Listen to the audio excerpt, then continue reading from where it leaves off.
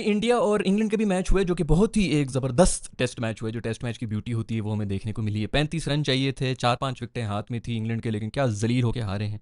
पिछली वीडियो में मैं यही बात कर रहा था कि कहीं से भी नहीं जीतने लगे हैं। नहायत थर्ड क्लास और घटिया टीम है इंग्लैंड की। इससे ज़्यादा थर्ड क्लास क्रिकेट मैंने शायद ही कभी देखी हो, वो भी इंग्लिश कंडीशंस के अंदर जाके।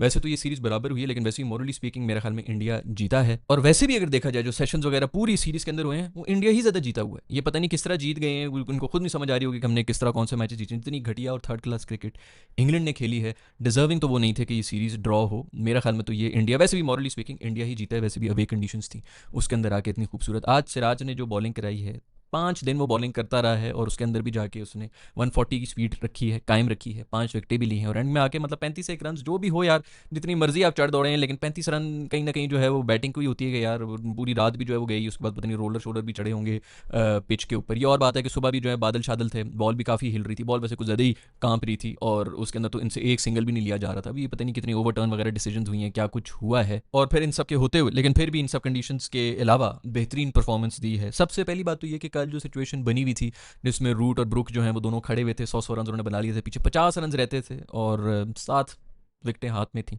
फिर भी इंडिया जीत चुका है। ये बहुत बड़ी एक कम बैक है और क्या ज़बरदस्त टेस्ट मैच हुआ है। नई टीम है, नए बच्चे हैं सारे, गिल वेल ये सब जो है नई हैं। बॉलिंग में अभी इनका बुमराह नहीं था। बुमराह अगर होता, लोग कहते हैं जी बुमराह नहीं होता तो जीत जाता, लेकिन बातें ये जो भी है, बुमराह अगर इस टीम के अंदर होता तो ये इनिंग से हारने वाले थे। वैसे भी ये हार ही रहे थे, इन्होंने 370 कहाँ चेस करने थे। वो तो ब्रुक और रूट ने एक और ज़बरदस्त, एक मौजाती तौर पर एक ऐसी इनिंग्स खेल ली थी कि करीब भी आ गया, अदरवाइज ये तब ही हार चुके थे। 370 रन ओवर में 1902 में 260 चेज हुआ था, उसके बाद से कभी 260 से ऊपर कुछ चेज ही नहीं हुआ, तो 370 चेज करना इसके अंदर भी रूट और ब्रुक का ही कमाल था। अदरवाइज तो कहीं से इन्होंने करीब भी नहीं पहुंचना था। तो खैर बहुत ज़्यादा मुबारकबाद हो इंडियन टीम को। मेरा ख्याल में तो वो ये सीरीज़ भी जीत के ही जा रहे हैं। ये ड्रॉ नहीं हुई सीरीज़, ये इंडिया ही जीता है, क्योंकि ओवरऑल अगर देखा जाए तो इंडिया ने बहुत अच्छी क्रिकेट खेली है सारे मैचेस में।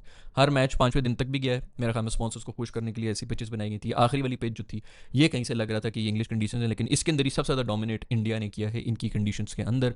370 रन जैसे मैंने बताया कि वो मौत जाती एक बीच में इनिंग्स हो गई थी, अदरवाइज ये लोग तो 200-250 भी अगर कर लेते तो बड़ी बात होती। और वही आपको नजर भी आया, वही एक इनिंग्स जो बीच में आई थी, अगले बंदे जो कोई एक डबल फिगर्स में नहीं आया, ये भी एंड में आके टेल जो है उसका एक बंदा मेरे ख्याल में कोई 18-20 रन बना के गया, तो ये करीब पहुंच गया, 6 रन तक आए।